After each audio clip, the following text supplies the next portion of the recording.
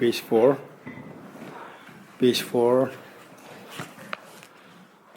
I go for refuge until men enlightened to the Buddha, the Dhamma, and the Sangha. By my accumulations of practice of giving and so forth, may I become a Buddha to benefit all sentient beings. I go for refuge until men enlightened to the Buddha, the Dhamma, and the Sangha. By my accumulations of practice of giving and so forth, may I become a Buddha to benefit all sentient beings. I go for refuge until men enlightened to the Buddha, the Dhamma, the Sangha. By my accumulations of practice of giving and so forth, may I become a Buddha to benefit all sentient beings. Sangye Joda Zoge Jonamla Chanjo Pado Dane Gyapsuch Age Jinzo Yebe Zonamye Dola Benjir Sangye Rubara Sho Sangye Joda Zoge Jonamla Chanjo Pado Dane Gyapsuch Age Jinzo Yebe Zonamye Dola Benjir Sangye Rubara Sho Sangye Joda Dani Yabzuji, Nage Jinzo Gebe Sonamye, Dola Penjir Sanye Dubare Sho. Om Ye Dharma Etu Prabhavam Etum Tesham Data Gato Yabatat Tesham Chayo Nirodha Evam Vati Mahashramanaya Swaha. Om Yedharama Hetu Prabhavam Hetum Tesham Datha Gato Yavatat Tesham Chayo Nirodha Evam Vati Mahashramanaya Swaha. Om Yedharama Hetu Prabhava Tesham Datha Gato Yavatat Tesham Chayo Nirodha Evam Vati Mahashramanaya Swaha. All phenomena arise from causes. The causes are taught by the Tathagata. The cessation of causes as well as taught by the great seer. Okay, today let us read again page 213, which we read already before.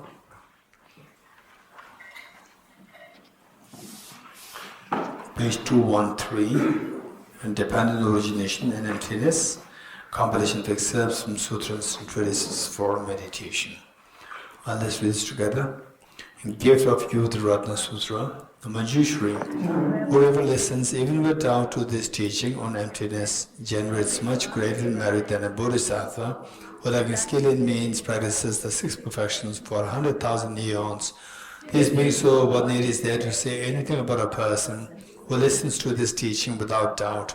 What need is there to say anything about a person who imparts the scripture to writing, memorizes it, and also teaches it thoroughly and extensively to others? The treasure of one does go on sutra. Any person who possessing all these 10 great non-virtues enters into the teaching of selflessness and has faith and conviction that all phenomena are from the beginning pure of true existence and does not go to bear rebirth. Chapter on Subduing Devil Sutra. If any bhikshu realizes that all phenomena are absolutely pacified of inherent existence and the right beginning of the defilements is the word of self-nature, it will remove the guilt of having defilements and make unstable the defilements, thus deeming even the immeasurable negativities dysfunctional, let alone the secondary wrongs done associated with the ethics and rituals. Arida's 400 verses on the middle way. Those with less merit will not even have a doubt in this Dhamma of ultimate reality. Should an inquiry ever arise in someone, it will shatter samsara into pieces. Acharya Dharmakirti's commentary on the recognition. One is liberated through the view of emptiness. The rest of the meditations are for the sake of that. Bodhisattva Chandideva's guide to the Bodhisattva's way of life. All of these branches or practices were taught by the Buddha for the sake of wisdom. Therefore, those who wish to pacify suffering should generate this wisdom. Acharya Chandideva's entry the middle way. Even as an ordinary being, when hearing about emptiness, who utter joy again and again, tears flow from such joy, moisten one's eyes, and one's hair stands on end. One is the seat of the wisdom of our awakening. Upadhyiccitta Sutra, the various terrestrial flaws and the sparkling golden. To none of these is their creator. They are postulated by the power of thought. It is through conceptualization that the world is imputed. Bhikkhuni Vajira's utterance in the Fundamental Awakening Sutra. The mind is demonic, which views the true self. You have a wrong view. These compositional aggregates are empty. There is no being in them. Just as one designates a card in dependence upon a collection of parts, so we assert a conventional sentient being in dependence upon the aggregates.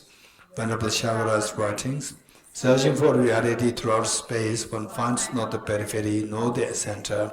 All perception cease completely. Likewise, through the thorough search of mind and phenomena, one finds not even an atom of essence. Since the searching mind is not found, not seeing anything is seeing the reality. Saint Saraha's writings, by entering the emptiness but devoid of compassion, one will not find the supreme path. By meditating upon compassion alone, one will not attain liberation but remain in samsara. The one capable of grasping the unit of the two will not remain in samsara nor abide in personal nirvana. King of Concentration Sutra, just as in a dream of a young girl, she met with a boy and saw his death. Just was she at the meeting and in anguish at his death, viewed phenomena as thus. Arya Nagarjuna's fundamental wisdom, the middle way. Ceasing with karma's afflictions is nirvana. Karma's afflictions arise from conceptual thought. These arise from mental elaborations, grasping a true existence. Elaboration ceases by or into emptiness. Neither the aggregates nor different from the aggregates. The aggregates don't depend on him, nor is he dependent on them. The Tathagata does not possess aggregates. What is the Tathagata? That which dependently originates is posited to be empty of independent existence. That which dependently designated is the middle way. Since there is no phenomenon that is not dependently originated, therefore there is no phenomenon that is not empty. Aranigarjuna's precious current. If the person is not earth, not water, not fire, not air, not space, not also consciousness, and not all of them, but is the person also of those. Just as a person is not truly existent because of being an aggregation of the six elements, each element also is not truly existent as they are aggregations of their own constituents. Dharma Samgiti Sutra, forms appear as a mass of form, feelings resemble bubbles in water, discriminations like a mirage, mental formations are like painted trees, consciousness is like a magical illusion, so taught Sura Mitra. Aranigarjuna's commentary on the awakening mind. Those who understand this emptiness of phenomena, yet also conform to the law of karma and its results, this is more amazing, that is more wondrous than wondrous. Adideva's 400 verses from the middle way. When dependent arising is seen, ignorance does not occur. Thus, through all efforts, strive to find this subject. His Holiness, the 7 Dalai Lama's rain shower of feet, a song of the 4 mindfulnesses as a guide of the way of the middle way. At the crossroads of the 6 collections of consciousness, that of diverse perceptions, are seen the hazy dualistic phenomena which are baseless. There is a magical show that don't believe them to be true, but view them as having the nature of emptiness. Don't let your mind go astray, but place it within the nature of appearance emptiness. Through not losing mindfulness, hold it within the nature of appearance emptiness. The sphere appearing in existing phenomena is pervaded by the space for ultimate clear light of suchness. As the ineffable ultimate reality, view this nature of emptiness through abandoned mental contrivances. Don't let your mind go astray, but place it within the ambience of reality. Through not losing mindfulness, hold it within the ambience of reality. His Holiness, the 14 Dalai Lamas pray for proliferating the Dhamma to land of snows. Venerable Marbalo, Sawa, Shebe, Dochi, and so on. Host the precious Kagyu, the souls and blessings, chain of the unaccepted masters of this outstanding tradition. To you all I pray, may the Buddha Dhamma, the land of snows, blaze forevermore. All phenomena encompassing samsara and nirvana, awareness itself devoid of elaborations is realized in the nature of Dharmakaya, pervading all existences and appearances of samsara and nirvana is at the great Mahamudra. May the Buddha Dhamma of the land of snows blaze forevermore. Adi Nagarjunas and Trace of Dharmadhatu, impermanent, suffering and empty, these three, they purify the mind. The Dharma that is unsurpassed and purify the mind is that of intrinsic nature. Concluding prayer from Lama Tsongkhapa's Ocean of Reasoning, a commentary on Adi Nagarjuna's fundamental wisdom of the middle way. Throughout my future lifetimes, may I always be guided by Rama Jushri and be able to uphold the Dhamma in general and the teachings of dependent origination in particular, even in the course of my life. Shiri Heruka, Shiri Heruka, Shiri Heruka. He is the selflessness of phenomena, the emptiness of the mind, which is the source of everything, as it is imbued of causal nature. Ru is the selflessness of person, the emptiness of self that is fabricated by the web of conceptual thought that grasps at the self of person. Ka is the ultimate reality, the absence of the dissonant duality of a subject and object. She is the non-dual exalted wisdom that abides in congruence with the emptiness of object. This is the meaning of the Evam.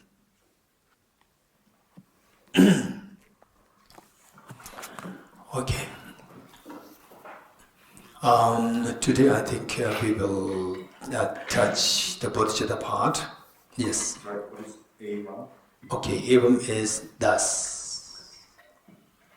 So here is thus. Evam, they say in this is Sanskrit, and Evam, and although the Shri is a non-dual wisdom, which is non-dual with the non-dualist object in a non-dualistic way. So that is the meaning of Eva, meaning that the Sanskrit, and I would say the Mantrayana, Buddhist Mantrayana, in Sanskrit is extremely sophisticated, extremely developed, sophisticated, that the Eva means thus, but when these two syllables, evam, say the two sides, always we talk about the two sides, and the union of the two sides, for example, like the method and the wisdom and the energy should go together. Like this, the evam, it has the connotation of so where any practice that you do, there are two sides. One is related to the wisdom and other related to energy. Wisdom and energy, these two should always go together, evam, this meaning. So this is there are just two words. In English it simply means thus, but in Sanskrit, in the context of the Buddhist Mantrayana, we see that, and it incorporates the entire the corpus of the teachings from the Buddhist Mantrayana. Okay, welcome. Okay.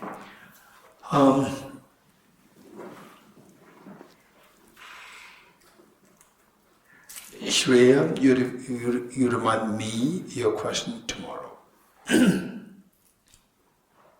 And we have 2 more days. Tomorrow and day after tomorrow. Yeah. Okay. Okay.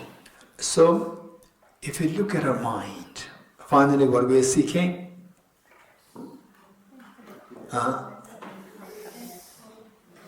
is Cheribema. Infinite. Anyone else? Nirvana. Anyone else? No suffering. No suffering. That's it. Fearlessness. Compassion. Give complete. Tell me something complete.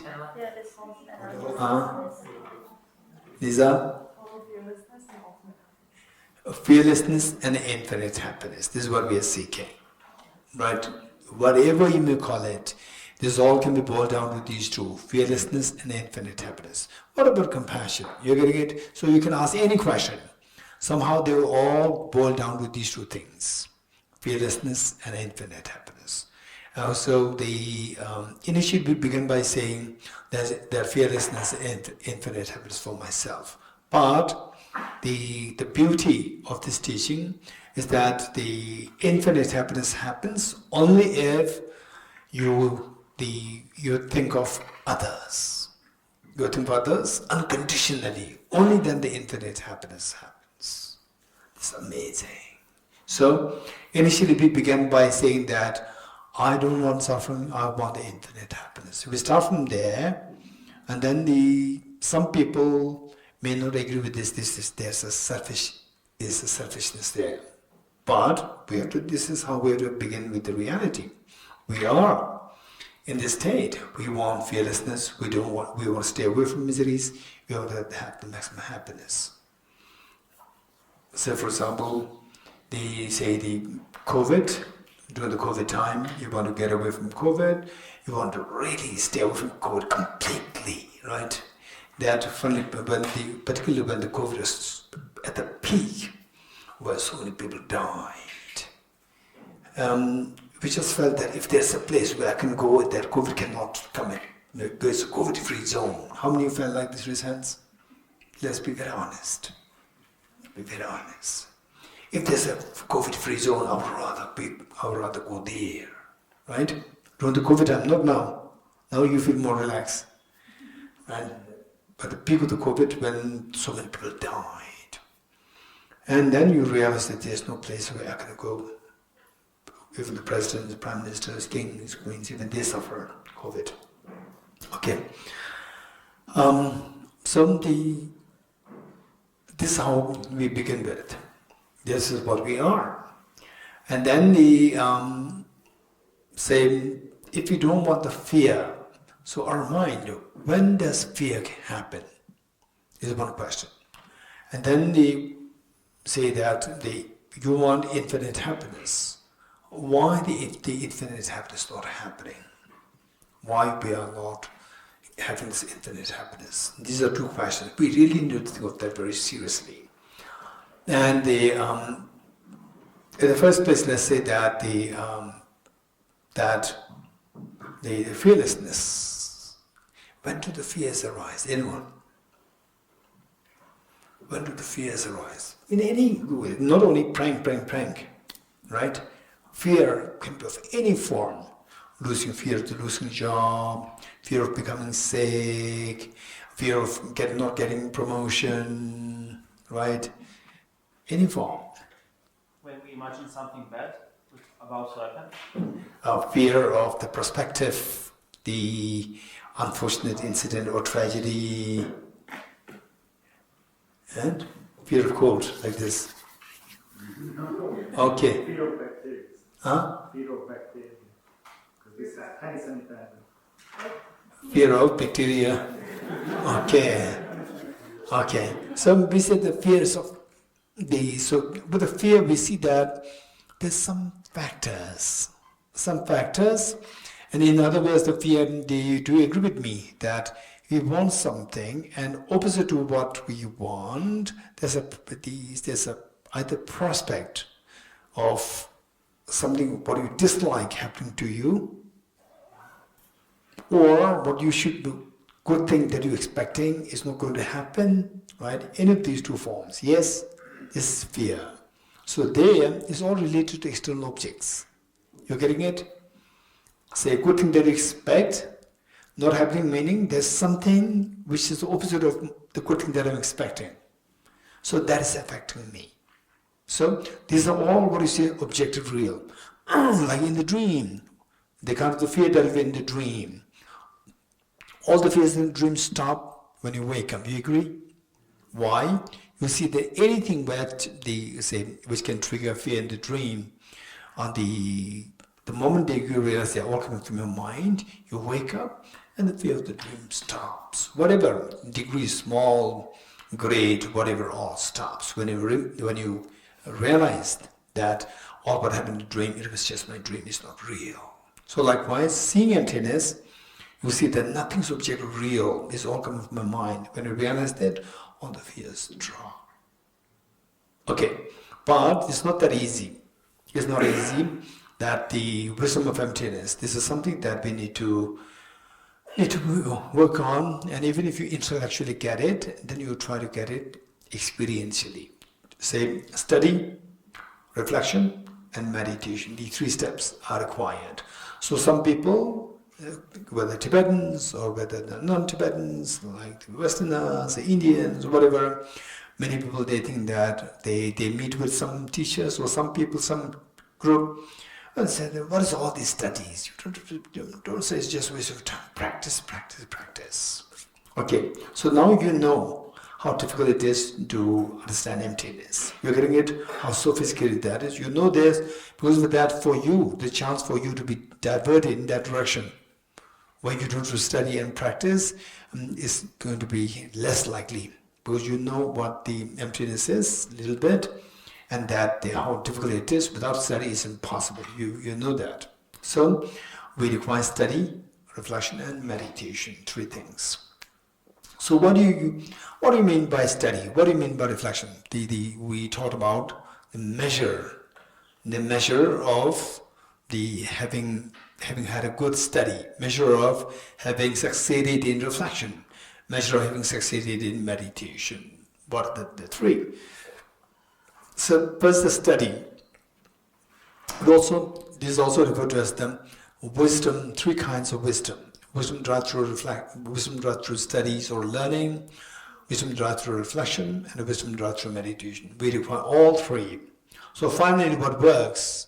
Finally our job is to transform our fears into fearlessness.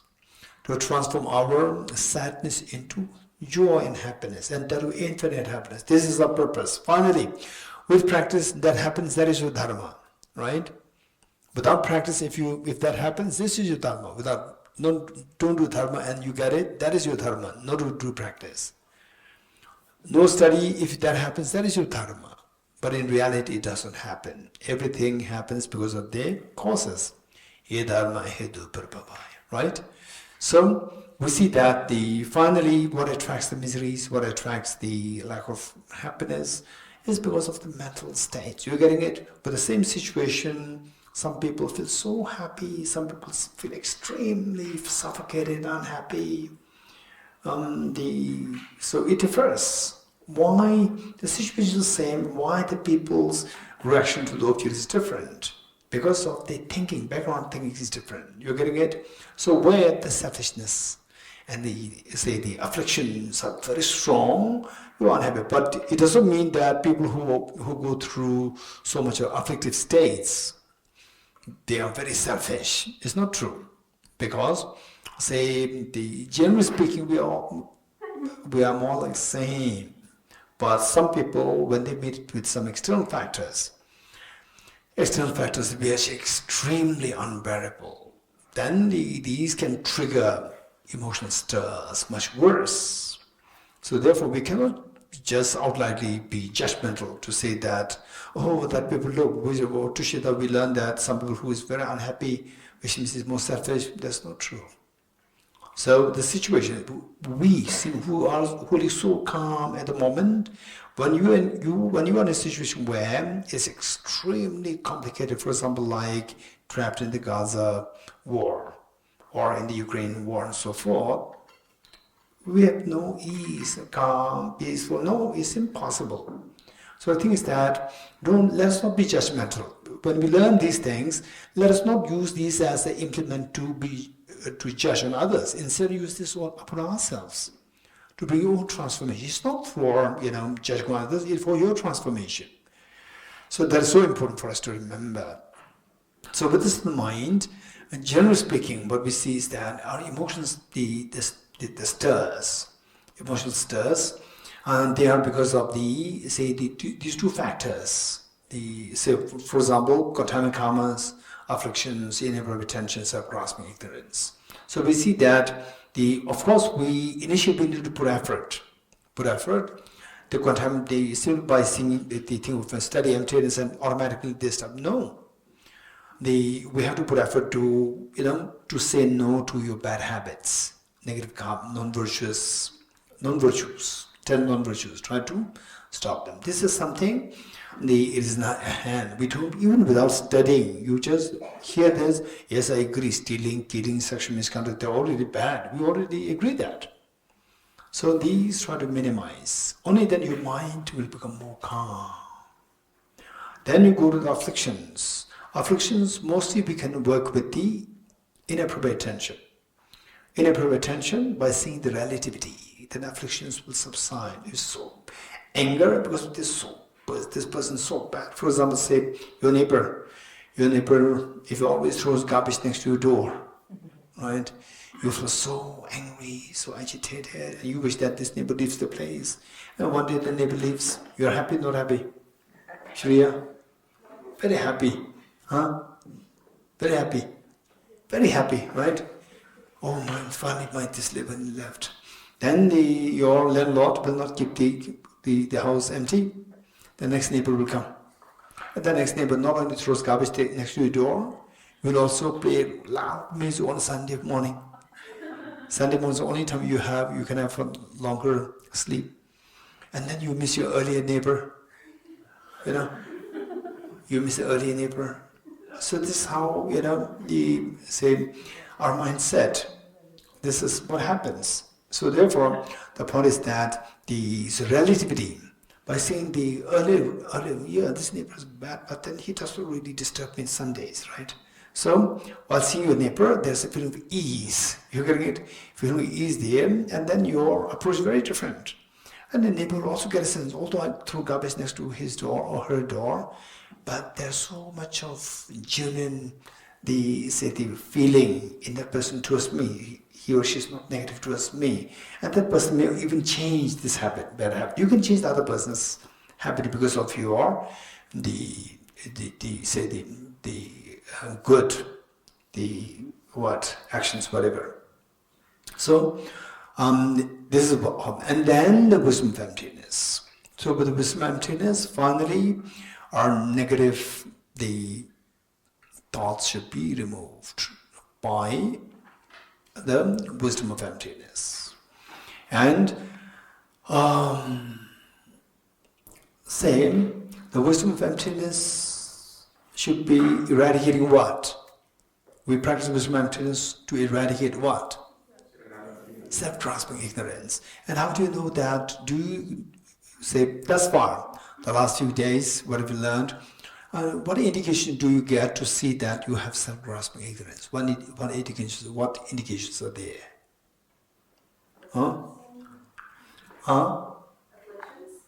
Yes, afflictions like a desire, then anger, these emotions that rise. So these are the indications that there's self-grasping ignorance there. And then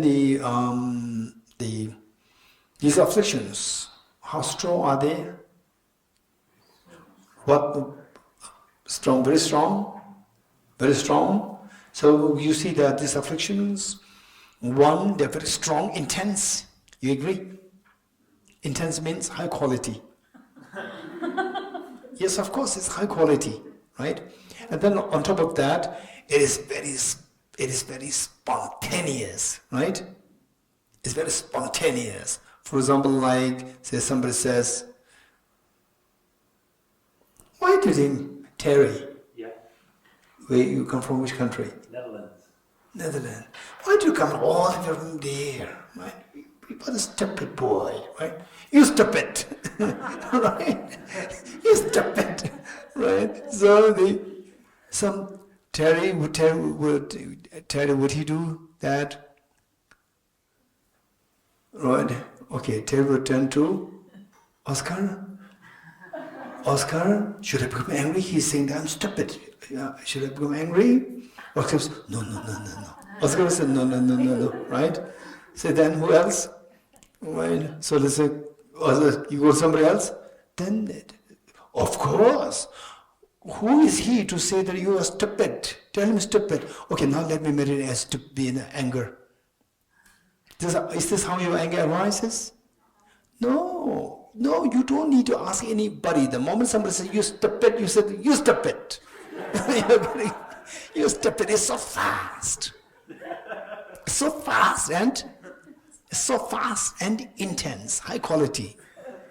You're getting it? So, this is the counter force which we are going to eradicate by applying the remedy, which is the wisdom of emptiness. And with the wisdom of emptiness, what's the wisdom of emptiness? What's the remedy like? Sometimes what happens, if there's any policeman, I'm very sorry, say, the robber breaks in, and then you press 911 in India, in America, in India? 100. So 100. Now, okay, let's make it more neutral, not India, America, whatever, right? So you press a number for the police. And when does police come? Robbery happens, house broken, stolen, everything. The robbers, he had coffee. They leave. Coffee, they leave, and they what? Even they clothes they were a little they dusty because of these things. Then they dusty, you know. They do the dusting of the clothes, and then they slowly left. Then and then after 5 hours, beep beep, then the police comes. What is the use? What is the use? And they check the surveillance camera, CCTV, right? Or you work on CCTV? They check CCTV, and oh, this is a person, and they never found it. Gone, have coffee and everything, they left. You getting it? So, this is exactly what is happening in the emotional world. Afflictions that already arise, so intense, so profound, and the wisdom is coming. Wisdom coming. How the wisdom is coming? First morning, the bell rings. And then, oh, still we have 15 minutes, right? And then 15 minutes, then the alarm rings, ding, ding. Oh, let me sleep for 5 minutes, right? 5 minutes. So meanwhile, afflictions arise, left, finished, right? And the wisdom is coming. And then you rub your eyes, right? Wisdom is still not coming. So therefore, this is wisdom. In actuality, what kind of wisdom is required in order to counteract this extremely spontaneous and intense affliction? What kind of wisdom is required? Wisdom is spontaneous, but what kind? Nature like what? Anyone?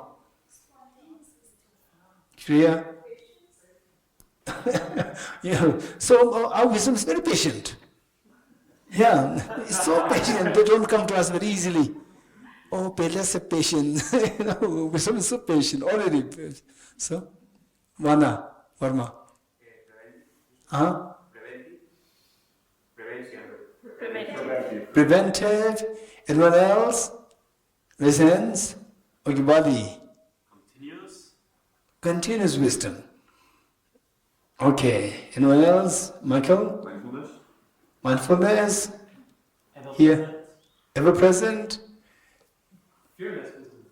Fearless wisdom. Huh? Sense of urgency. Good. Anyone else? Go. Somebody who can give me wow. Answer? Anyone? Huh? Timely wisdom. Wisdom which comes on time. No, this is what I'm saying. Timely, which comes at the right time. Right? Right time, but very ineffective. It came out timely. Why not? No, this is my hand, this is my hand picking up the mug like this. It's my hand, right? But it's not effective hand. It's wisdom, but not effective. Anyone else? What quality? I agree with you. What should be the criteria? Huh?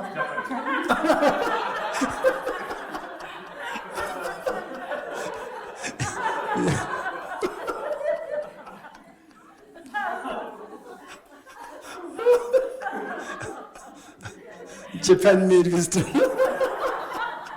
Okay, Sharima. I don't know, from this group, strange things are coming up. What kind of guru, I don't know. Okay, Sharima. Bright and steady, very good.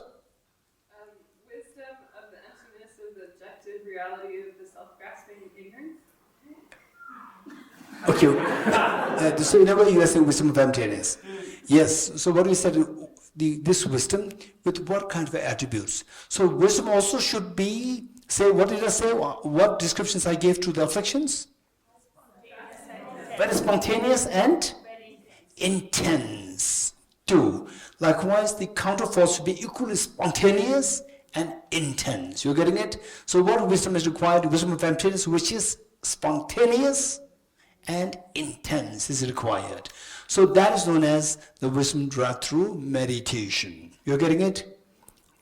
The wisdom which is intense and spontaneous is known as the wisdom derived through meditation.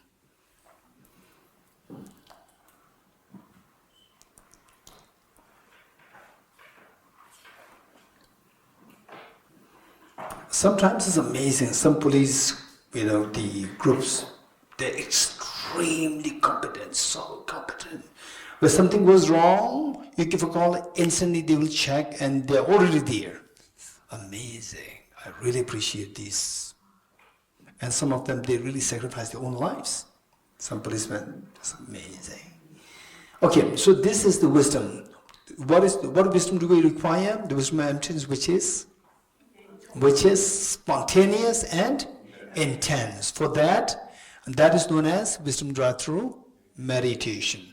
To reach to that level of wisdom derived through meditation with respect to the wisdom of emptiness, it must be preceded by the wisdom derived through reflection. What is wisdom derived through reflection? Right? And then in order to get this wisdom reflection, it must be preceded by the wisdom derived through studies or learning. Without the first, second one is not possible. Without the second, the third one is not possible. So you want to know what is the difference between the wisdom derived through learning and wisdom derived through reflection. Is this what you're looking for? Or it's fine, you know that? Okay, wisdom derived through learning and wisdom derived through meditation. Wisdom derived through learning is a borrowed knowledge, borrowed wisdom. Borrowed wisdom meaning a wisdom, a real wisdom, but you are not confident. You are not confident yet. That is known as a borrowed knowledge. For example, if you ask me, what is the famous equation of Albert Einstein? I will say E equals mc square. But if you ask me, are you really confident with this? I will say that no, I don't know how to derive it. When I was in school, like 30 years ago, 30, 40 years ago, I learned it. But now, no clue. I don't know how E equals mc square, how that is derived. I have no clue. So this E equals mc square, this is just a borrowed knowledge. I borrowed from Albert Einstein, that's it. It is not my knowledge. So as long as the knowledge remains as a borrowed knowledge, not your own knowledge, which means that you are not confident in this, you are just copying somebody else, this is known as wisdom derived through learning. Wisdom derived through studies or wisdom derived through learning. This is the first one. The next one, wisdom derived through reflection.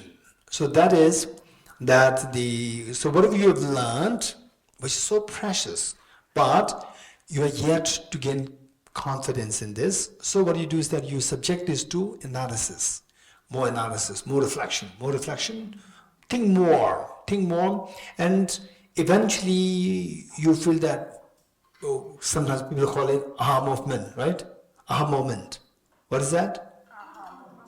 Aha moment. What is that? Yes. Wow. You're getting it?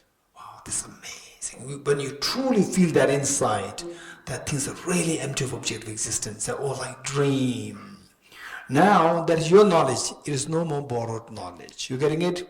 Where the experience really comes to you. You get the conviction that this is true, what the Buddha taught is very true. That becomes your knowledge. This is known as the wisdom derived through reflection.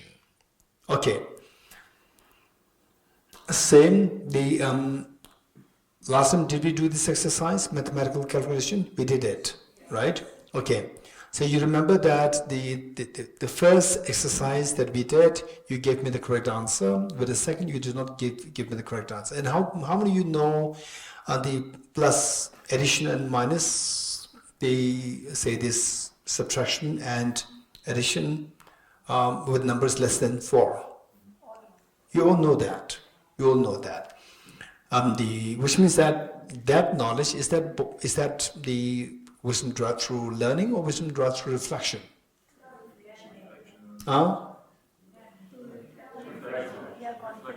Did you get it? Are you convinced with this mathematical calculation? That simple mathematics? You're convinced? You don't have to check with somebody else? Okay, that is your knowledge. So when it becomes your knowledge, that is wisdom derived through reflection. You're getting in simple terms.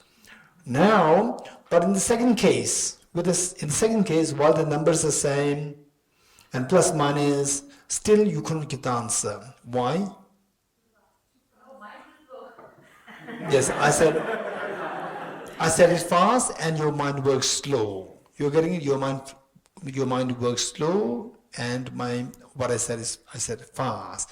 So which means although it is your knowledge, but you cannot implement it so fast. It's not spontaneous. You're getting it? It is your knowledge, but it's not spontaneous. So how to make it spontaneous? When you speak, right, you don't have to think. It comes spontaneous, right? It comes spontaneous. Same for somebody who is learning English newly. Although the person learns the vocabularies, but the first time speaking to you, the person has to think. You're getting it? Think what words to use, and then how to make it a sentence. The thing, it is not spontaneous flow. You're getting it? And if possible, some people, they might have to even remember, okay, when this is asked, then how did that person who speaks good English, how did that person answer, right? What sentence a person used. You have to remember these. But now, all of you don't remember that. It's very quick, very spontaneous. So, how come that it becomes very spontaneous for you? Constant practice. Right? When it becomes your knowledge, then practice it more, practice constantly, then practice constantly too. Practice constantly meaning consistency plus rigor. Consistency plus rigor, enthusiasm of consistency and enthusiasm of rigor. So with these two things happening, then it becomes spontaneous. It becomes spontaneous. Then who said it? There's one person who said it, urgency. Who said it? Yes. So with a sense of urgency, then the rigor can build up very strongly. The rigor is usually built by the urgency, sense of urgency. So with this, then the spontaneity comes in, and the rigor, for the rigor, meaning the intensity and the quality and so forth, these are determined by multiple factors. How well you studied, how fast you studied, and how profound you studied, these all will give us the quality of the rigor. Okay, good. So let me give you, say the real life examples. For example, the difference between what is first wisdom? Wisdom derived through learning. But the second one? Wisdom derived through reflection. Okay, let me give you, say, when I was little, I was just aged 5 or 6, and being in the foster home, and then usually, most of us, particularly this girl, but Srishti, right? She wanted to go to the boarding school, but the parents did not allow her, right? So she did not have that experience. So we just left in the boarding school finish, right? Nobody's there to take care of you. So for us, the school teacher says, we just age 5 or 6. School teacher says, your class teacher says, that tomorrow you have to remember the multiplication table of 3. Right? Memorize the multiplication table of 3. And tomorrow you should have it by heart. And the moment the class dismissed, finished, the students forgot. And the next day we came to class. And the teacher said, you are ready? Multiplication table, multiplication what? Table of 3. And then Dorothy, stand up. Okay, stand up. Nothing was multiplication 3. Right? And then he recite. Nothing to recite. I said, then you're helping me. 3 ones are, that's easy. 3, good. 3 twos are, no idea what it is. So the 2 hands go behind. Right?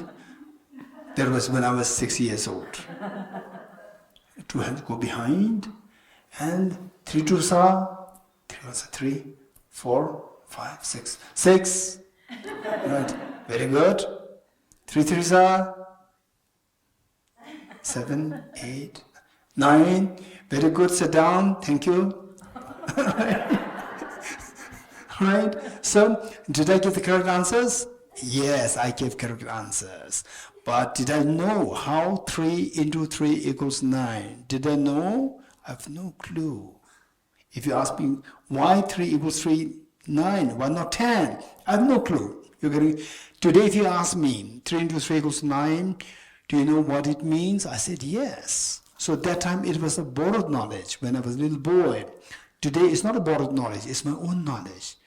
What is meant by 3 into 3 equals 9? Which means that, okay, if I'm to give the fruits to 3 different people, and I'm asked to give 3 fruits to each person, 3, 3, 3, I need 9 fruits. This is minimum of 3 into 3 equals 9. 3 people into 3 fruits equal, you have to take 9 fruits. This is now is my knowledge. So that's the wisdom draw through reflection. You getting it? Okay. Now the wisdom draw through meditation is where your knowledge becomes very spontaneous and intense. So within that, again, there are varying degrees. So I don't want to go too much to this part. Finally, what we require is that to counteract the afflictions which creates fear in us, which creates disturbance in the mind, we have to introduce counterforce. What's the counterforce? The wisdom of emptiness. And this wisdom of emptiness, there are 3 kinds. Wisdom derived through learning, wisdom derived through reflection, and wisdom derived meditation. So what is required is the third one, wisdom derived through meditation required. But for that, it must be preceded by wisdom derived through reflection, for which it must be preceded by wisdom derived through learning or studies. Okay. So, this is the way, the manner in which we need to think of getting to create a blueprint, how to get away from the fears of life. Next is how to expand your happiness, infinite happiness. Next is, so for that matter, just share your thoughts with us as to just share with us a moment in your life, one moment which is extremely beautiful, really, really, really, genuinely beautiful in your life. Beautiful moment in your life. Just share thoughts, raise hands. Raise hands.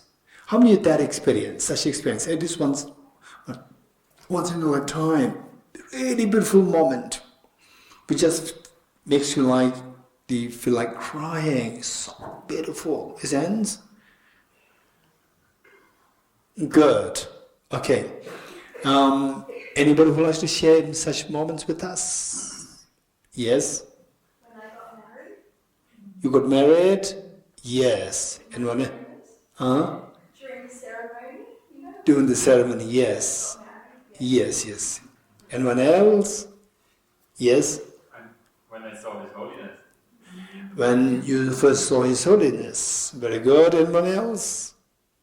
Anyone else? Very beautiful moment. The girl over there. A beautiful connection with wildlife and nature, where I felt very connected to. Okay, you feel connected with the wildlife and the nature. Right. Yes, indeed. Yes. Moment of connection in the family, a beautiful moment in the family. The beautiful moment with the family members together. Very beautiful. Birth of a child. When I was a diving instructor, I had my first student, and she saw for the first time the underwater life. When you were driving instructor and your diving instructor and your first student. First student, and when she first time saw the underwater life, and she was like very happy. Oh, to see somebody else very happy. Michael is very happy. Amazing. Paul? The first time I held my first love's hand. The first time you held? My first love's hand. First love, meaning your girlfriend. First, yeah. Okay, not the second one. Okay.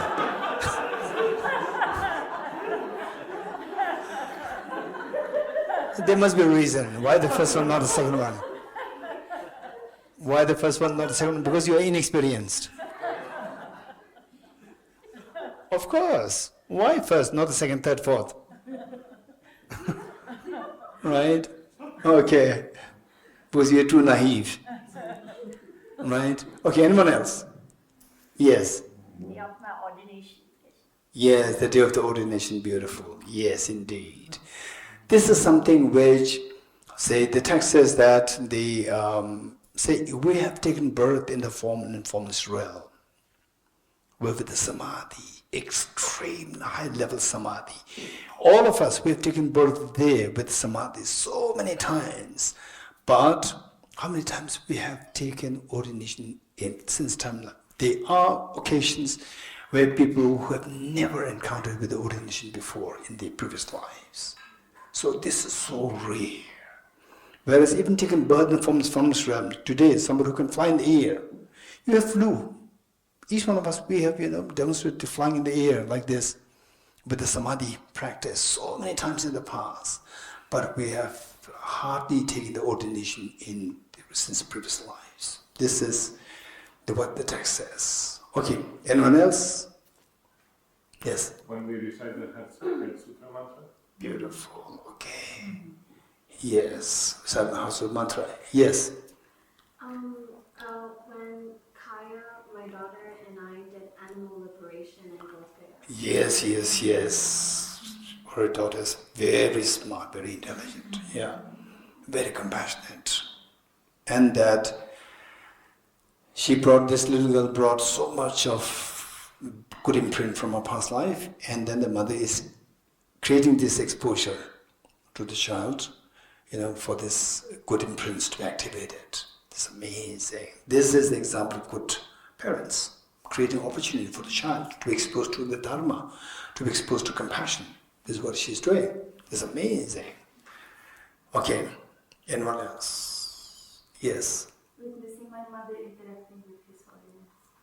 To see her mother, which she never imagined that one day it will happen, and it happened, that her mother was interacting with His Holiness. She was so happy, the daughter was so happy. Wonderful. Anyone else? Okay. How many of you cried? How many of you cried when you were age 4, 5, 6, 7, 8? When, not yet complete, when you see the prospect of getting separated from your mom? Raise your hands. Yes. Why? Why did you cry? Oscar, why did you cry? You're so disappointed that you're going to separate it. Why you feel disappointed separated from? Why you feel disappointed seeing this separation? No, I disappointed her. I mean, I create sadness on her. No, this is not my question. Yes, you are right. Okay. Yes. So but what was my question? Did you cry from 4 to 8 of age at the prospect of being separated? Oh, then my question is correct.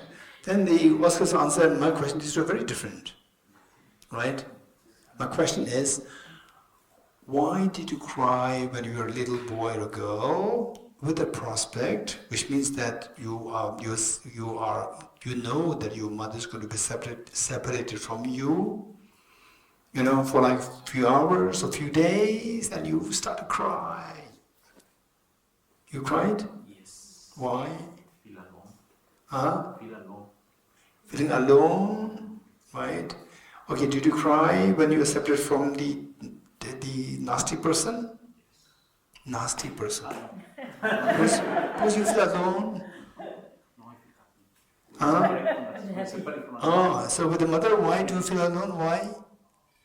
Why not with the nasty person? Because with my mother I have a bond. Yes, bond and affection. You're getting it? So with all that this experience, and when I say what is most beautiful moment in your life, we never say this. Why don't we say this? The moment when I was a little boy, when I was a little girl, to be with my mother. Why don't we say this? We take for granted these things. You're getting it? Right? You're touching the the first girlfriend or the first boyfriend. What is this?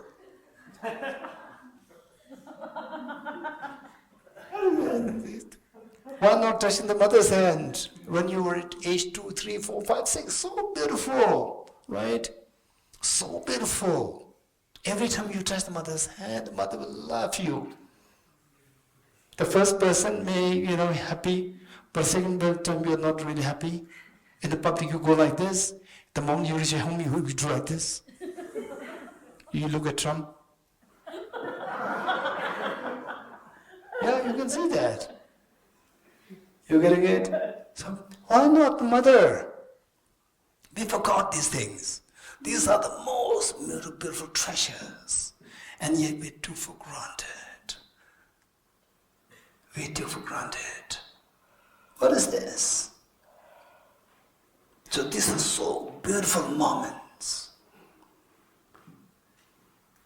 So look at, say, this is something we need to think of. If you don't think about these things, you have the real treasure and you just overlook these treasures. These are so beautiful treasures. Okay, one time I was giving a similar talk, a similar series of teachings, and I asked him a question. There's one gentleman who gave the answer. He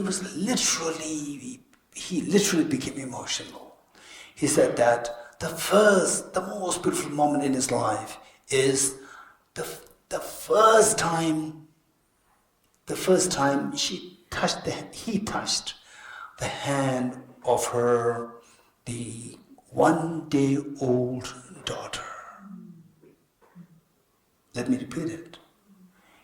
Almost in tears, he was saying, the moment he touched the hand of his 1-day-old daughter, that is the most beautiful moment in his life.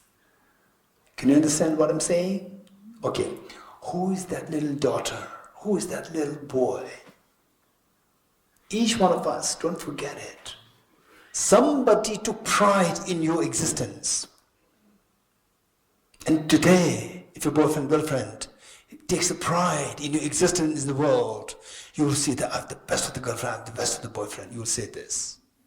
But this does not happen. This doesn't happen. The moment casualties happen, they will dump you. Yeah. The mother will never dump you. The mother will never dump you. You're getting it? You forgot this. Somebody took pride in you. You are nobody, just a piece of flesh. And yet somebody took pride in you coming into existence in this world. Somebody becomes emotional out of love. This love is so precious. Today, if you can feel somebody has this feeling of affection as intense as what your mother, your father felt when you were born, you'll see that this is a person who embodies the Buddha. You'll feel that. And it's your parents. We forgot that. We never talk about these things. We only talk about, other things. The most beautiful days. Okay, so now tell me. So I try to remind you, did you ever cry over the prospect of the separation? When you were a little boy, little girl, the prospect of getting separated from your mother. Did you ever try? You said yes. Why did you try? Why did you cry? Because of this enormous love to the mother. You agree? At that point, today you don't have, not sure. But at that point, yes, you cried because of that. So as Oscar, I said, when you separated from the nasty person, you feel lonely? He said, no, I feel freedom. Right? Not lonely. But with the mother, you feel lonely. Why? Because you see that you are separated from this love and affection. This love and affection is so beautiful, so beautiful. You will not understand it. You will not understand it. If you don't understand it, if you feel that you feel some aversion or just, what, my mom, dad, like this, if this is what you feel today, just look at the mother and the little children's relationship today. Then you realize how much your mother loved you. You're getting it? So, people ask me, they ask me, usually they ask me when they come to know that I travel a lot. People ask me that, Kishida, you travel a lot, you went to many, many, many countries. Tell me which is your favorite place, which is your favorite food. I said that these are all boring questions. Right? If you really ask me what you are very fond of, I'll say the one thing, my hobby, one thing. You should keep me in a dark place where I can see the mother and the daughter, mother and the son, little child, right? Little child and a mother there, and they don't see me, I see them. I can stay there for hours and hours to watch the dynamic of the mother and the child. Extremely beautiful, so precious. If I can mimic this, this feeling of the mother towards the child, towards all the beings, no doubt your bodhicitta will arise very spontaneously. And with the bodhicitta, what do you want? I want infinite happiness. Infinite happiness comes. Bodhicitta. This is so smart. So this is what we need to think of. So the point is that they say, why this child feels so happy with the mother when you are a little. And yesterday this little girl, 18-year-old daughter, she was extremely smart. Usually for little children, say something, no, I missed this, then you can just, distract the child. I cannot distract this child. Right? And she told me what? This little girl, is 6? 7. What she said is that the so here you're not allowed to keep mobiles, right? She said that I miss my mom when I was in school. Why should I be in school? I said, no, I was also in school when I was 5 years old, 6 years old, I was also in school. And my mom passed away when I was 5 years old, she understands it.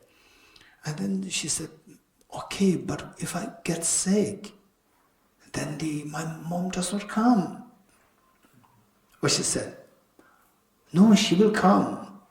She will surely come. And she said that, but she doesn't have mobile. We cannot call her.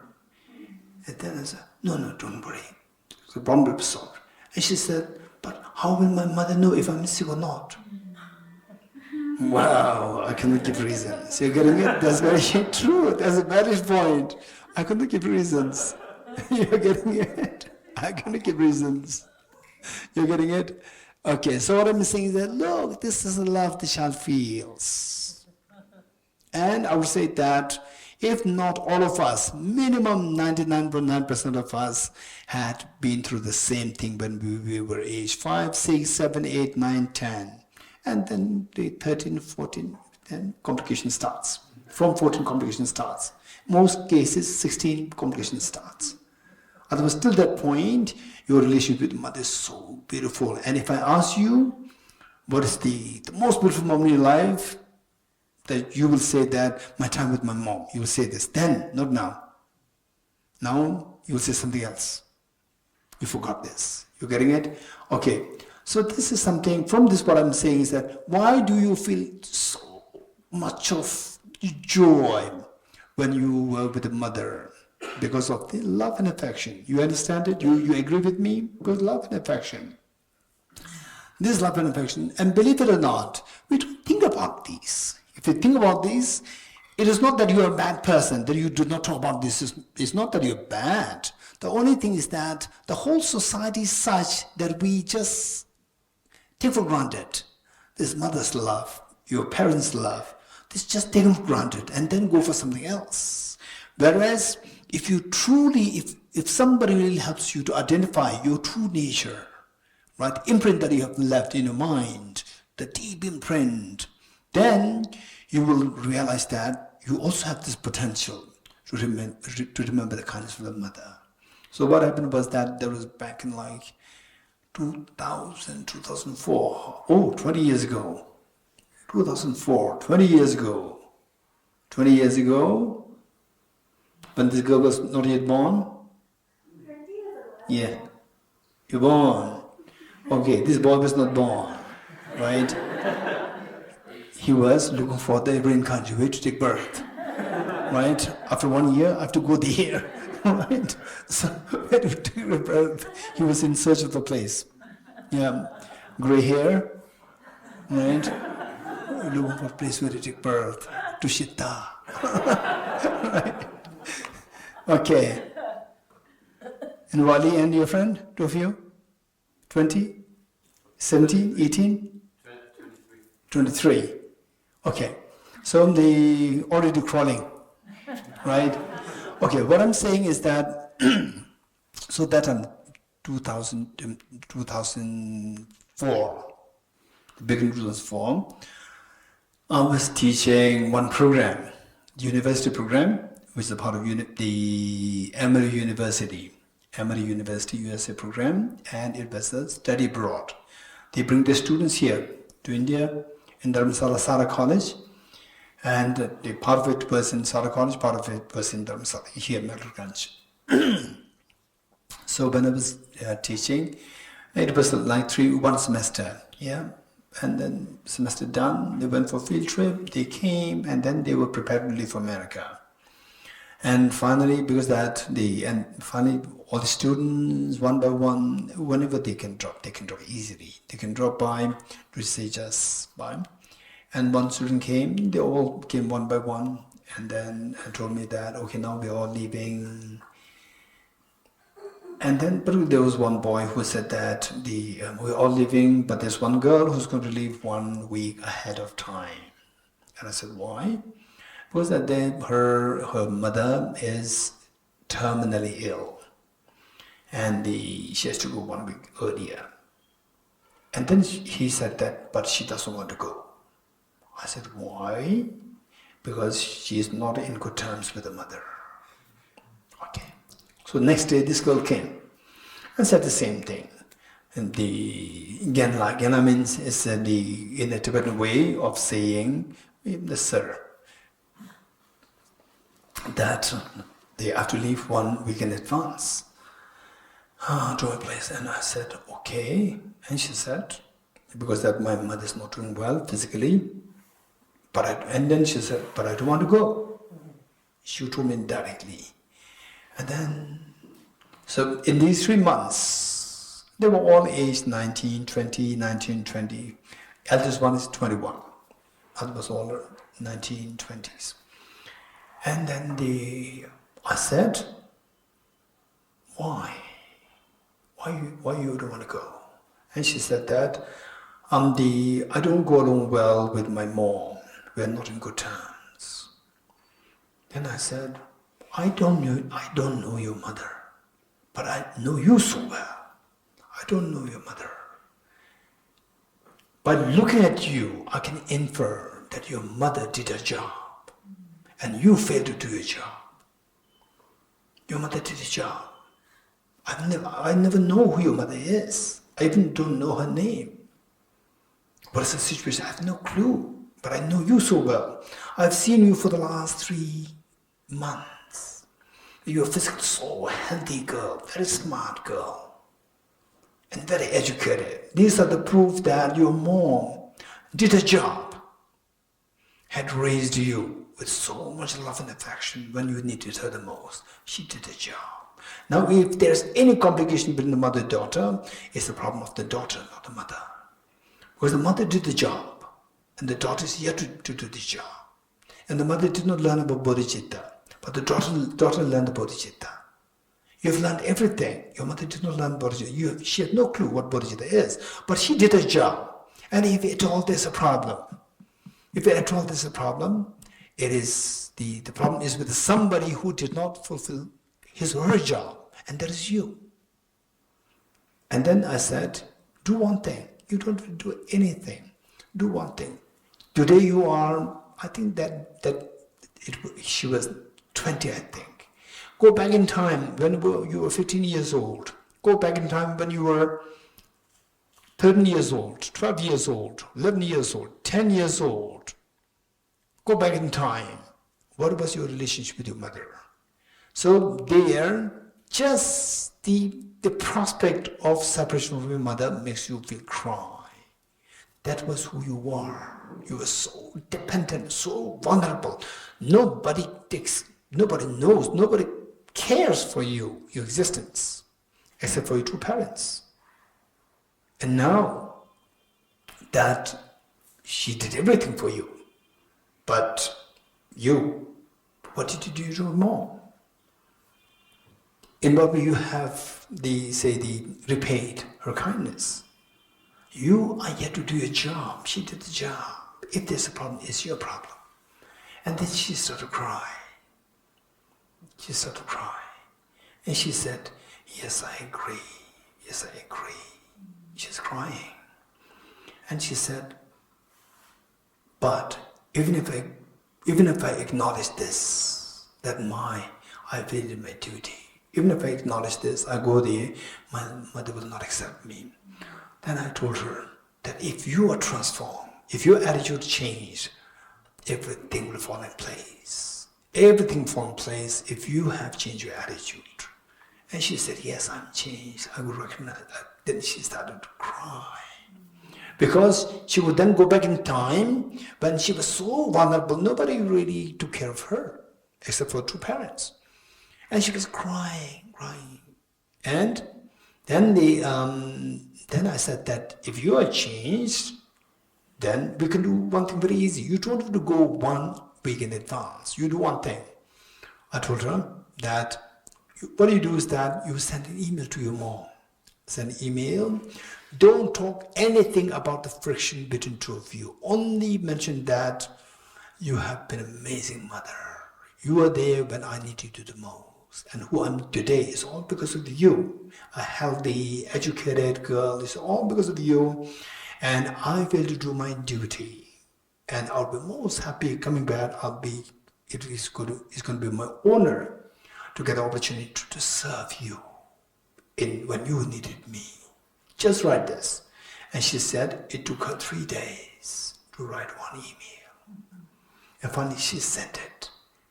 And she was expecting no reply, or the reply would come maybe after 1 week. And instantly she got the reply. And the reply was so beautiful. She was coming to me, after 3 days, she came to me. And she came to me with so much joy in her heart, so much joy. Saying that, wow, I couldn't believe that this is the reply from my mother. She already accepted me. Then she left. She left with so much joy in her heart. And in the aeroplane, just imagine, 16 hours, maybe more than 16 hours with the transits included, maybe like 20-something hours or 30 hours, all these many hours, for this girl, there was so much joy in her heart, just anticipating to meet the mother. And then meeting the mother, just imagine, every morning, the daughter is so wanting to see the mother's face, and the mother was just anticipating to see the daughter's face. And the daughter caressing the mother's hand. And the mother lived for another few months, and the daughter was all these hours and hours, all these many months, she was with the mother, and just see the beautiful environment created. The daughter was every day caressing the mother, feeling the gratitude towards the mother, and the mother just anticipating to see the daughter. It's beautiful. Finally, the mother passed away, and then all the students they were to write a dissertation as a part of the semester that they took here. They were to write a dissertation, and she sent me her dissertation. And the dissertation, I read it, and the dedication of the dissertation, she dedicated the work to her dissertation to her mother. And what she wrote is so beautiful. And from there I could figure out that, wow, the mother must have passed away with so much joy in her heart. And the daughter, every moment she spent with her mother, it was such a joy and blessing for the daughter. So this was what I could imagine from reading the dedication. So where she wrote that this dissertation is dedicated to my mother. And she wrote as though like she's told her mother, Mother, you are the best gift in my life. You are the best mother in my life. And I'm so lucky to have you as my mother. And throughout our future lifetimes, no matter what happens, 2 of us will always go together till Buddhahood. 2 of us will always go together. You get beautiful. How beautiful. Till Buddhahood. See, in a way what she's saying, that we'll never be separated. We'll be always together. This is so beautiful.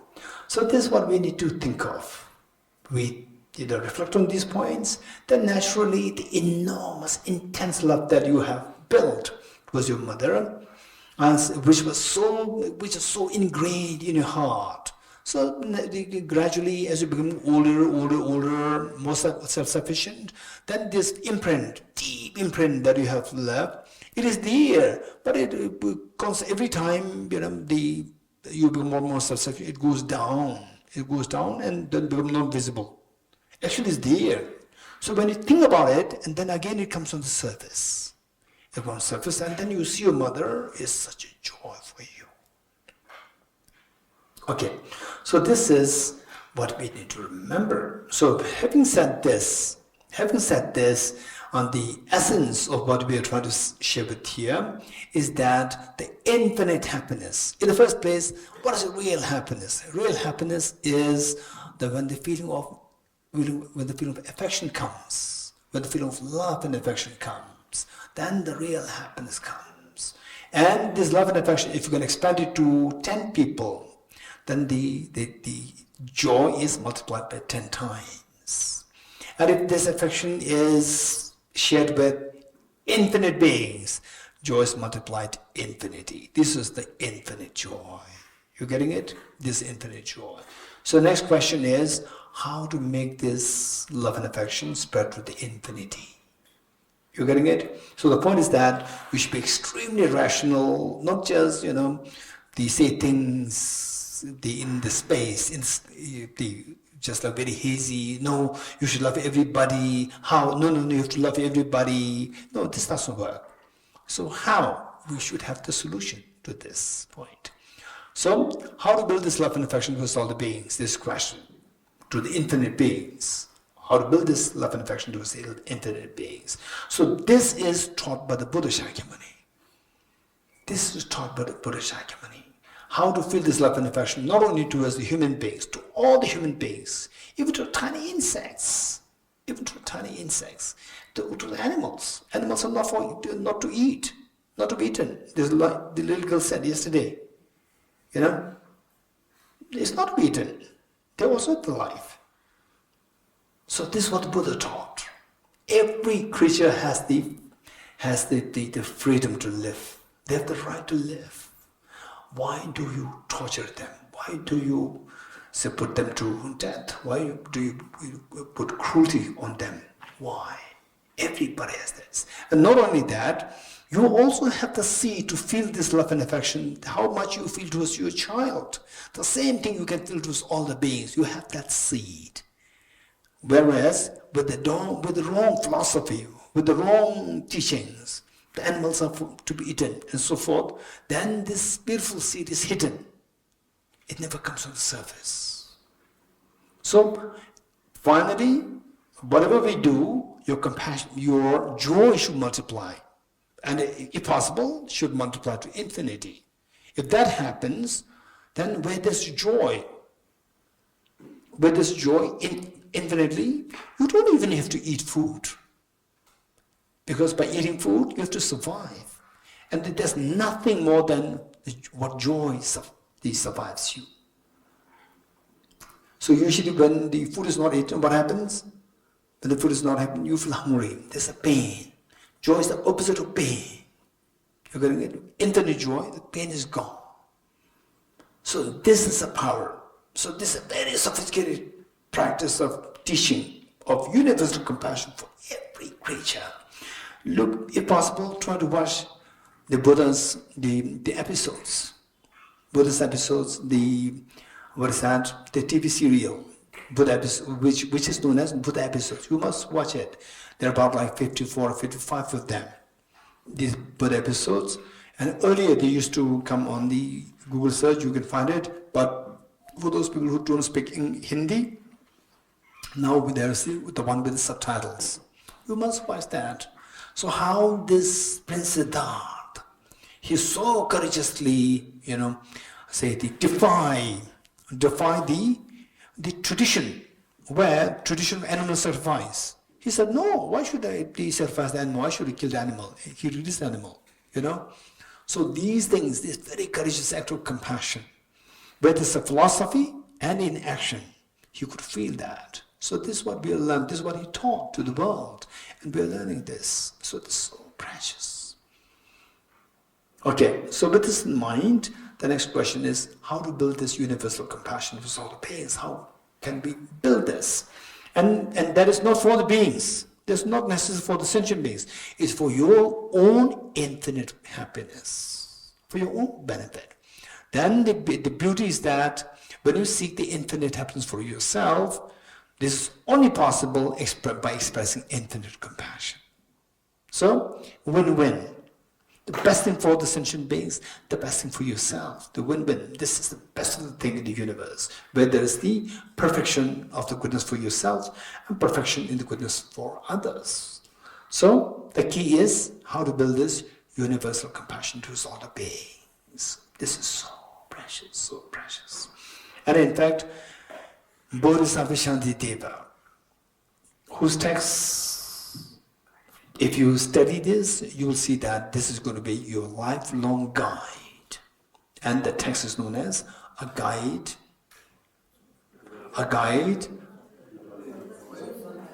Tenshundala? A guide to the Bodhisattva's way of life. And this is going to be a lifelong guide for us.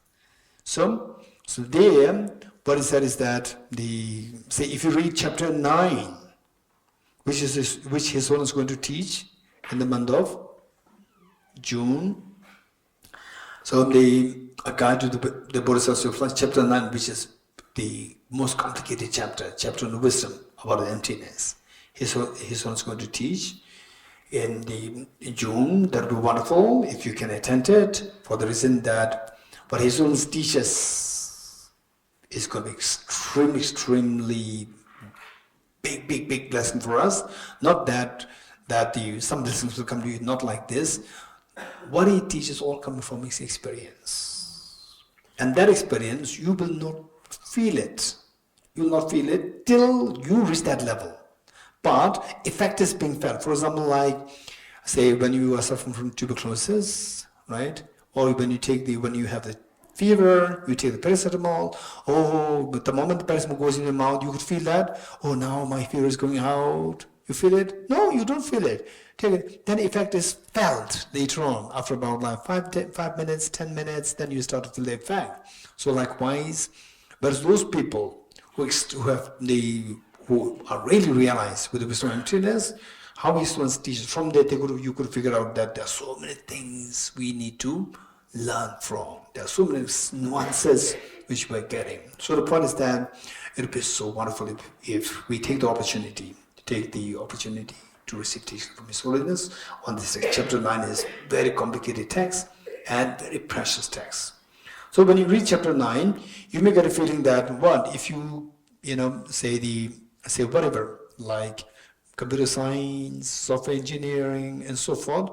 So if you get a feeling that, this person is so extremely bright, you may get a feeling, not necessarily to all, but some people may get a feeling that, this person may be a little, extremely bright, and usually very bright people, they are a little, difficult to deal with,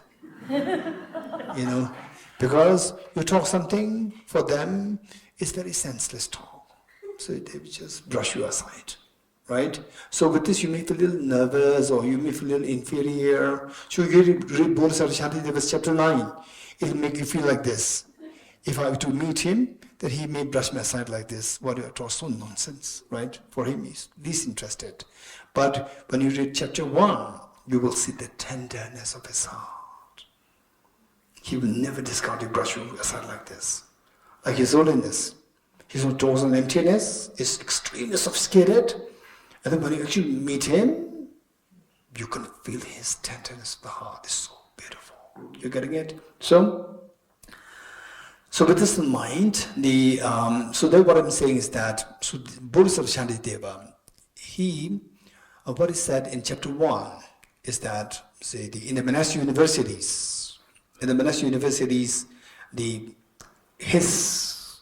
particularly with the debates, thousands of monks together debating,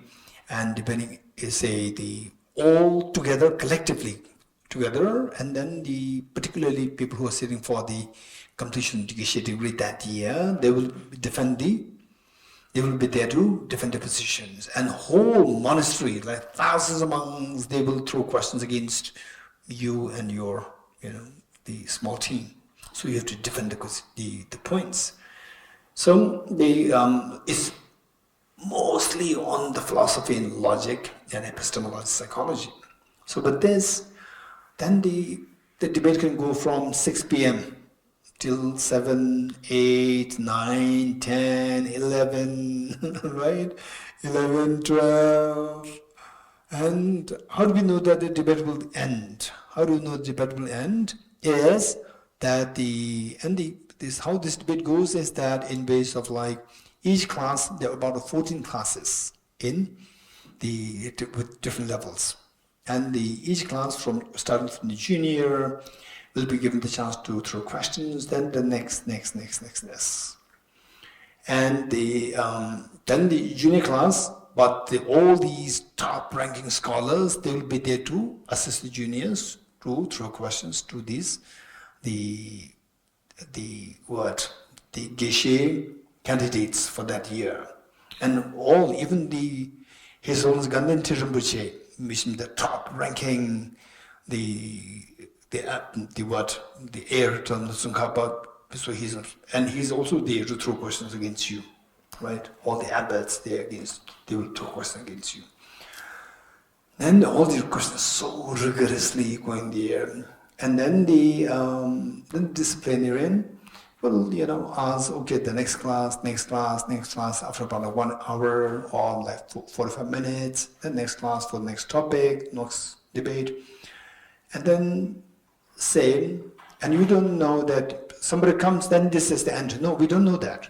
Somebody comes, and if from a very sophisticated, heated debate, and somebody starts a debate, like question raised from BODDHICITTA, then everybody knows, okay, now this is the end of the debate. Instant, all the monks, although they were constant, it was just reckless thinking how to put a very nuanced question, right? They want to stand up to question. And then the moment this Bodhicitta verse is uttered by the next debater, and then everybody knows, okay, now this is the end of the debate. So everybody instantly will just sit very properly and then think of whatever the verse that the person brought up as a question to the defenders. This verse about the bodhicitta, everybody will think about this bodhicitta. Think about this. And you can see the calmness. You can feel the tenderness there. You can feel it. Everybody, all the monks, senior to the junior monks, right? They all sit like this, reflecting on the bodhicitta. And then the debate ends. Okay, so bodhicitta, like what kind of verses have been said? For example, like the verse which said that in Tibetan, Sirguzi, Namba Chotabo Mizandu de Lane Gebeku, Rinjan, Tamabo Gubana Chanju, Simshi Chawarab de Song. Kana Simba Tambarin de Geba, the Ugula Chasishin. Kana Nuba Chicken dead with the Virgin de Lake Yasuchi. So the first verse is that says this bodhicitta is like a gold making elixir, where you have, say, the useless, the metals, you smear it with the gold-making elixir, and these useless metals will become gold, so precious. Likewise, the useless body that we have, which is prone to sickness, aging, death, and so forth, when that is smeared with the bodhicitta, this will become the Buddha's body. So the wise people should uphold this bodhicitta. Very powerful. And the second verse says that saying that if somebody generates a bodhicitta, even the god and goddesses, they will come down to make prostrations to your feet. And such a being, even if you try to destroy him or destroy her, but he or she will only think about how to benefit you. So to this person I make prostration. So these are very powerful words said by Bodhisattva Shantideva in this chapter 1. So this chapter 1 is included here in this book also. Chapter 1 is included here. So we need to reflect on these, the benefit of these, and then of course, say under extremely stressful situations, when you think of the bodhicitta, if it really percolates, even on a curse-free level, your mind will instantly feel the ease and calmness. Instantly it will become calm. The stress, anxiety will calm down. That's amazing, beautiful. And in my life, right? In my life, if you ask me, what did you really meet with the bodhisattvas, right? So in my life, I wouldn't say that I met bodhisattvas, to be very honest. But my teacher, the Venerable Geshe Losman Gyaltsen Rinpoche, 2 or 3 times I got a feeling that if there's a bodhisattva, he is the one. I very strongly felt it 2 or 3 times. If you meet him, Geshe-man met him, received teaching from him, and then if you meet him, is he the one who Geshe Tochitam is talking about as a bodhisattva? No way, right? Because that superficially he looks very tough person. Actually what he has is a tough compassion. You know what is tough compassion? Compassion, which will make sure that things happen to you, right? Oh, okay, you don't go to school, it's fine. No, you have to go to school, right? Very tough. It's all coming out of compassion. Very profound. 3 times I felt, if there's a bodhisattva, he's the one. Then I met so many people, the monks, the lay people, monastics, big, small, young, old. In my life, people really what the text talks about, this amazing compassion. I see this with, of course, very rare, but they're mostly with monks. But it's very rare. I've been meeting with thousands of monks. It's very rare, but they are usually the monks. I've seen them. Amazing. So when I see them, wow, these must have practiced bodhicitta since many lifetimes. That I would feel it. Yeah. Amazing. So each one of us, we have the seed. If you practice it, right, you'll also become one like them. And in fact, His Holiness the Dalai Lama, I'll just, the one anecdote which I like to share with you was that His Holiness's compassion is extremely profound, is amazing, very profound. One time, I think it was in El Salvador or Costa Rica, I think it was El Salvador. That was many years ago. El Salvador, the finance minister of El Salvador, he invited His Holiness for a luncheon. And then His Holiness, escorted by entourage members. And I was also there. And yes, it was very formal lunch organized. His Holiness was there, the finance minister. Finance minister of El Salvador or Costa Rica. I think it's El Salvador. Then His Holiness and the El Salvador finance minister there, and then all the entourage members of the 2 sides were sitting like this, long table. And then after the meal, then the finance minister sought permission from His Holiness if he could take a photograph with His Holiness. And His Holiness says, yes, come. And then that His Holiness, the finance minister, and all the other entourage members, they are on the 2 sides.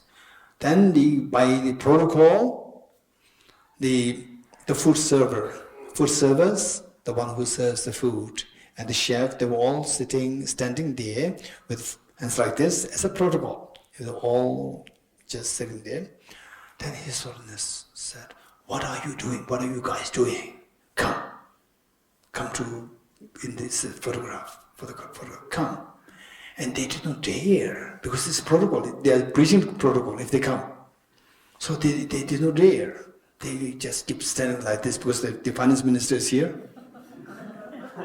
And it's a breach of protocol. It's a protocol that this is how it should be. And he says, what are you doing? I told you should come here. Right? So the chief guest is asking, calling them. So they cannot do anything, even if it's a breach of it, but the chief guest is the one. Right? So they started come. And some of them were still hesitant. And he said, hey, what are you doing? Come. Right? There was particularly one lady there who was so nervous. And he said, hey, what are you doing? Come. And then he said, push the finance minister. And all the cooks, they were made to come next to him, and he just hugged all of them and took the photograph. Finance minister was just at the end. So look, this is love. This is love. He knows that these are the people who are feeling, like, no, we are not allowed to do it, we are not allowed to go there, these are special things, we are not special, we should be here. No, why? We are same, come. So this is His Holiness. It's amazing. Okay, that's it. So, already 4:30. So tomorrow, then we'll go the serious questions there, and then there are 1 or 2 questions left. We can do that. For tomorrow morning, we will do the BODDHICITTA part. We'll continue with this. And then, yes, we'll do that. And so we have another 6 sessions. Tomorrow, 3, day after tomorrow, 3, and that's it. Okay, so we will do the end direction prayer. Page 52.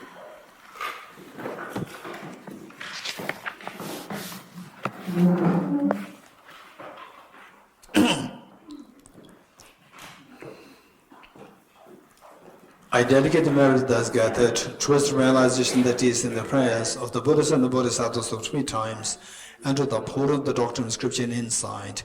May I in all lives, through the force of this merit, never separate from the 4 wheels of the Mahayana vehicle, and accomplish all the stages of the path, renunciation, bodhicitta, perfect within the 2 stages. From my 2 collections, vast the space that I have amassed, from working with effort at this practice for a great length of time, may I become the chief leading Buddha for all those whose minds wisdom eyes planted with ignorance. Deyata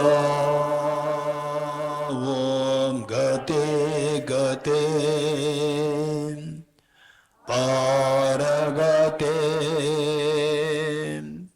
Parasamgate Bodhisvatyatam Om Gate Gate Paragate Parasamgate Bodhisvatyatam Om Gate Gate Paragate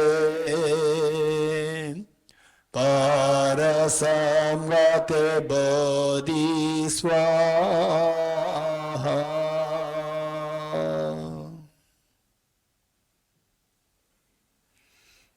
I'll get your prostrations.